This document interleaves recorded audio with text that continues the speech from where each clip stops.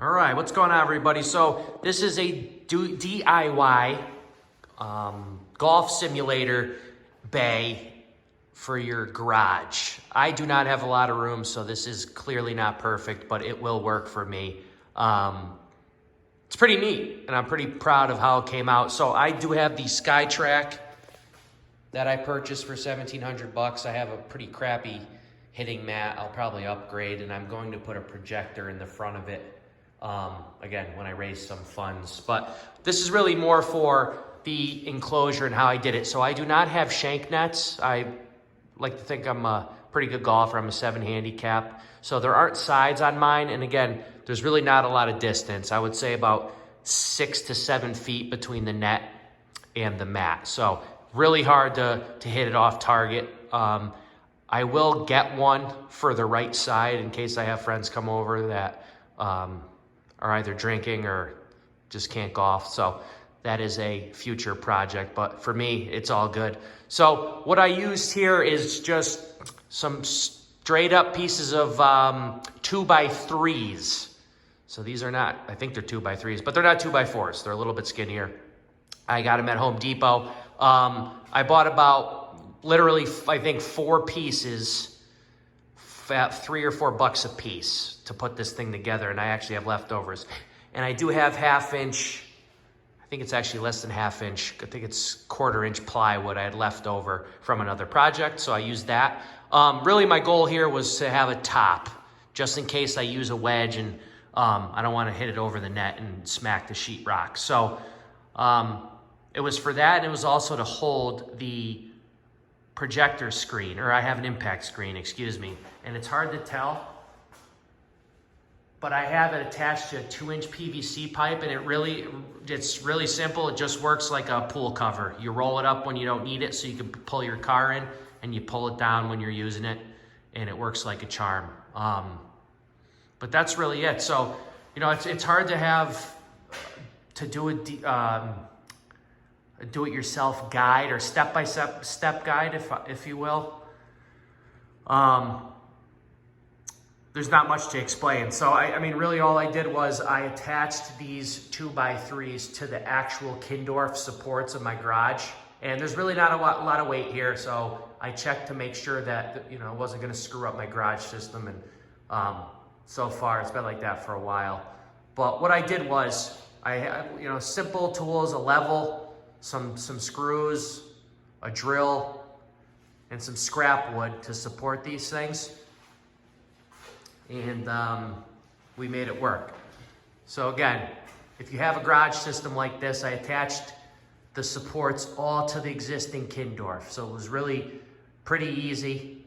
One thing I have to say is you will need to support this top piece with the 45s. All right? Or you'll have a little bit of sagging because there's no back support. But pretty basic. So if you have any comments or questions, just feel free to message me, and we'll go to the other side here, and then I'll go up top. But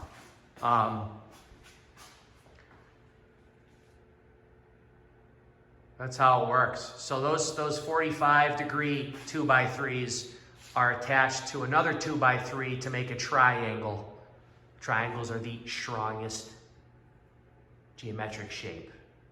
So that's what's holding up this top piece, especially in the middle. And obviously on the sides here, it's being held by that. So just some typical or standard 1-inch screws. The next step, I will show you what it looks like with the net down. All right, and this is with it down. So that literally took me 20 seconds. I used my ladder, which you don't even really need to, I'm just short. Just unrolled the impact screen off of the PVC pipe. I have it attached via some zip ties. I'm gonna actually tighten it up over there as well. But literally just like a pool cover reel. When I'm done with it, I just get up on the ladder, this beautiful yellow ladder here, and I finagle, roll it up. Again, it's not perfect, but it takes me a second to get it lined up. But just roll it up and to get it out of the way for the car. So that is really basic. One other thing And I guess I could do the video like this now, and I apologize, I don't want to make everybody dizzy. But I want to show everybody what the top looks like so you understand how I attached the top support pieces.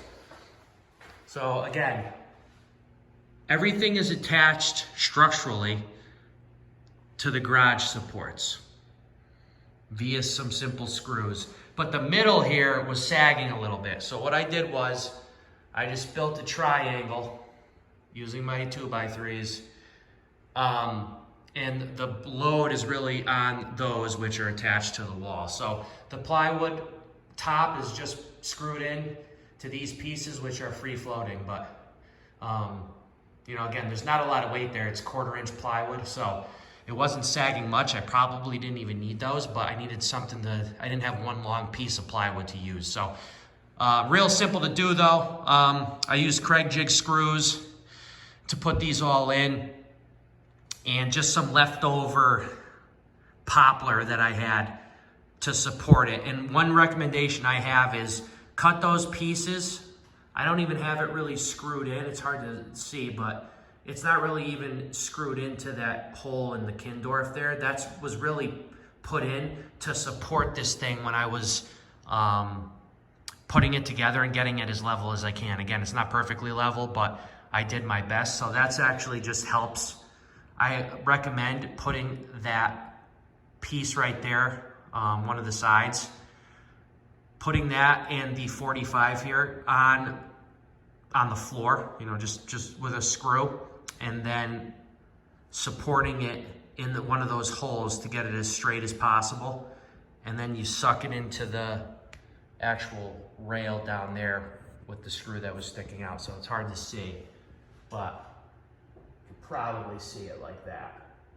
So once you get it all level, get that really tight, and that should lock it in. And that screw up top there is really just there for safety. So that's it.